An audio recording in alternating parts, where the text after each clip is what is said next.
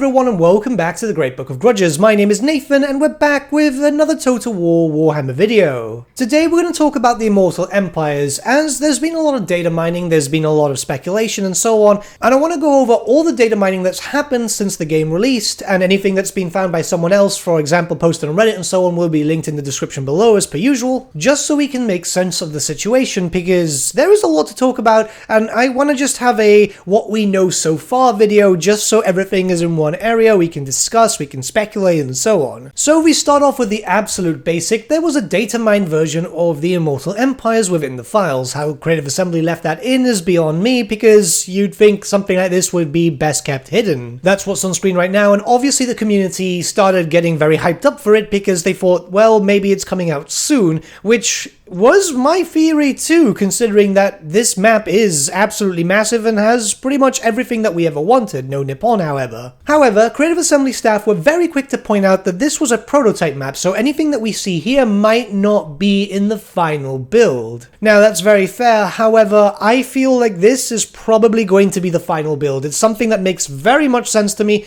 considering why would they make this map and then start squishing it, you know what I mean? The proportions are already there and very much close to the Warhammer Fantasy World map, at least the last one we had before the world blew up. The lines themselves, at least from modders that I've spoken to, seem to believe that it's focusing around not only different provinces but roads, mostly roads. So what we can see is that the world map itself is going to be rather large. Whether this has potential for expansion or not is unknown until we actually get access to the file itself. And it has lots of potential for DLC and the like, but we'll talk about that later on in this video. Let's carry on with the map itself. What we can see from a map provided by Everyone's a Gangster Till the Trees Start Speaking on Reddit, I will have that linked below, is that some territories have been changed since its original implementation when it came to the Immortal Empires or even the Eye of the Vortex. This is of course Orth-1, interestingly enough, has been made a little smaller, or it's just been moved up ever so slightly. Lustria itself is a little smaller and so are the Southlands. But this kind of makes sense considering that those territories already are pretty much complete in terms of playable legendary lords and so on, and the added areas that were missing from Mortal Empires but were available in Eye of the Vortex will give it enough flavor to make the world feel a bit more complete and not so squished up. I'm not complaining about the changes, I'm making sure that everyone is aware of this if they haven't been on the Reddit and so on, because I know some people don't go on there, that it's likely that map proportions will be very different. And this isn't a bad thing as long as the Warhammer world feels like the Warhammer world and we don't get another Lustria Ball, which even by just squishing up the area it can be unless they start moving legendary lords around. However, since we know that Tretch Craventail is in the Warhammer 3 campaign but in Crookback Mountain, and that's just being used as an example, then it's likely that some legendary lords will be moved around to a more lore-friendly position. For example, there's a lot of different lizardmen, and now they can be moved to, say, for example, the Southlands, as we know that's inhabited by lizardmen. Now, in response to the prototype stuff, there's another image. This was taken from PuzzledJuice23, once again on Reddit, and that has a statement from a member of CA staff saying, just to note, that's a very old prototype version of the map, i.e. will be big, nothing else is final at the moment. Now, this is something that I want to mention because there's a few things here. IE is pretty much just mentioning Immortal Empires. I believe some people have found game files mentioning that it's called Immortal Empires. And secondly, Creative Assembly normally say, oh yeah, this is just an old version, but it ends up being the same version, if memory serves, and there are some comments in that Reddit post that seem to suggest the same thing. Warhammer 2's Mortal Empires map did leak, and Creative Assembly said, oh no, this is a prototype version, and it ended up being the exact same. So this is quite promising. It's likely that what we're seeing on screen will be what we're going to see. Further to this, it looks like the settlement list was already in-game. These are all the different settlements that we'll see in Warhammer 3's Immortal Empires, and that was found by Cafe Zero on Reddit once again. What this gives us is a bunch of different information regarding, well, pretty much everything that we wanted to know. Different locations of settlements within not only areas that we already know, for example, if anything's been moved, anything's been removed, but also new settlements, stuff in the Southern Chaos Wastes, which is something that none of us really much expected, and stuff in Eastern Cafe which we still haven't seen yet because Warhammer 3's main campaign doesn't really give us the full show of Grand Cafe. So the settlement list is quite interesting, mainly because there's a few placeholders, so we don't know exactly what's going to happen with those, but we do know that there are province names, settlement names, and we also know which one is going to be the provincial capital. In total, it is said that there are 192 provinces and 508 regions, settlements for those more used to calling it that, in the Immortal Empires map, which in comparison to, say for example, the Immortal Empires, there were around 353 settlements and 139 provinces, whereas in the Warhammer 3 main campaign there are 71 provinces and 226 regions or settlements. That itself is about a 40% increase, more or less, with everything included, which is absolutely massive, and obviously this means that we're going to have long campaigns. And if we go once again to Everyone's a Gangster Till the Tree Starts Speaking in Reddit, I love the name by the way, we have a detailed map of what is supposed to be the Warhammer 3 Immortal Empires. We still can't call it confirmed just yet until we actually get the map or Creative Assembly actually confirm it, but with all the names of all the different regions in the map itself. And this is quite interesting because we can see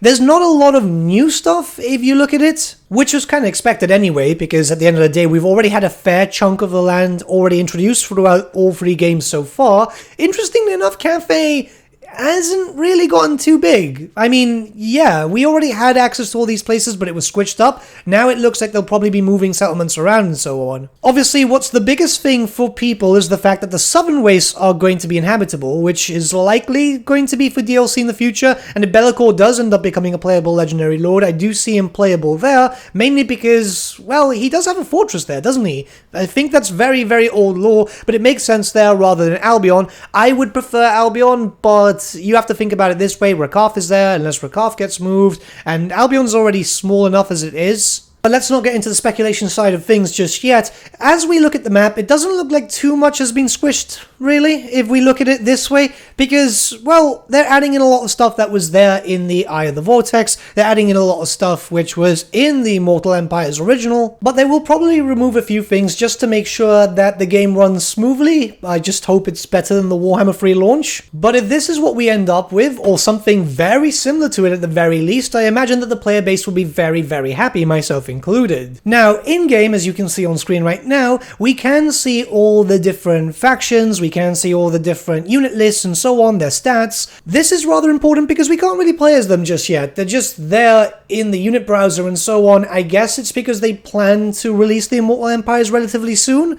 though it could be further on, considering that obviously there's much more important things to do, like bug fixing the game at the moment. But I've also spoken to some modders and they can say that, yes, the units are in the game files.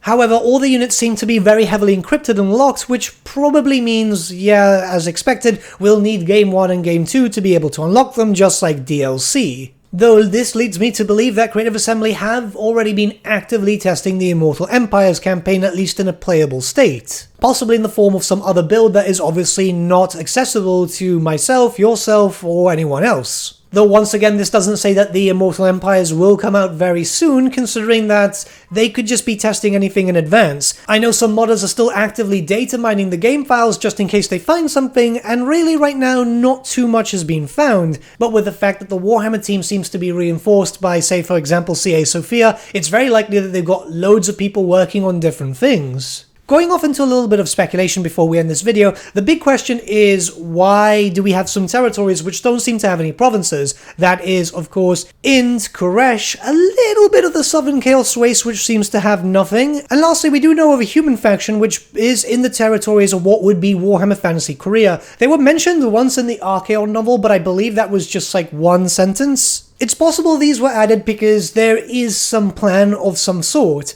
Keep in mind that they have to plan these things well in advance to also work with Games Workshop, and we'll have to wait and see how this actually goes. But I still feel that we will have a chance for, say, Ind and Koresh more than anything. I'm not too sure about Beast Fiends in the Southern Chaos Waste or Warhammer Korea. I don't know if it has an official name. However, the inclusion of those territories in the very far eastern portions of the map could just be because they intend to do an expansion of the map eventually, just to add in, say, for example, Nippon, which is currently missing, or the Lost Isles of Elephas. But with all that being said, I just wanted to round up this information as I do have another few videos coming up, but I wanted to have this more concrete before I release those other ones, as this will probably be relevant. We'll have to wait and see. But let me know your thoughts regarding the world maps so far, what your opinions are in the comments below, and let's have a bit of a discussion because I'm rather curious to see what potential this has. Obviously, as long as the game is popular, the game will still get supported. This is something that kind of worries me because right now,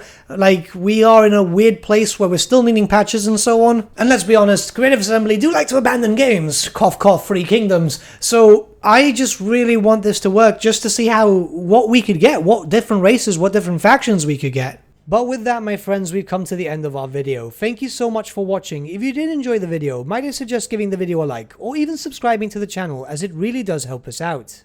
In the description section below are various links to different social media platforms such as Facebook, Instagram, and Discord. Also in the description section is an affiliate link with Element Games where you could buy loads of hobby-based products, not just Warhammer, for 10 to 25% off. Making a purchase using that link and also our special code, which is also in the description, supports the channel at no extra cost to you, which we think is rather cool. A big thank you to our patrons. Your support means the world to us. It's amazing that people want to help a small channel like us grow and get to a higher level of content. A big thank you to Gibraltar LUSC, Ryan Bertsche, Andrew Prince, and Okro for subscribing to us at our Fane level. You guys are super cool. And a big thank you to Edward Yule, VS Vasan, Aaron Whitman, and Shaggy for subscribing to us at our King level. Honestly, we can't thank you all enough. And lastly, a big thank you to all of you for liking, sharing, and commenting on these videos. Honestly, it's because of you guys that the channel has been growing at such a great pace lately, so we can't thank you all enough. But with that, my friends, thank you so much for watching once again, and we shall see you all again very, very soon.